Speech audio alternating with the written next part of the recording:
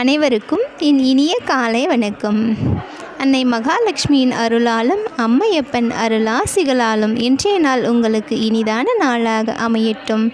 சிவாய நம. திருச்சிற்றம்பலம். மங்களகரமான இந்நன்னாளிலே அனைத்து நலங்களையும் வளங்களையும் பெற்று இனிதான வாழ்வு பெற எம்பெருமான் ஈசன் அனைவருக்கும் அருள் புரிவாராக.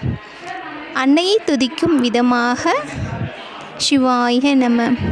தனம் தரும் கல்வி தரும் ஒரு நாளும் தளர்வறிய மனம் தரும் தெய்வ வடிவம் தரும் நெஞ்சில் வஞ்சமில்லா இனம் தரும் நல்லன எல்லாம் தரும் அன்பர் என்பவர்க்கே கணம் தரும் பூங்குழலால் அபிராமி கடை கண்களே.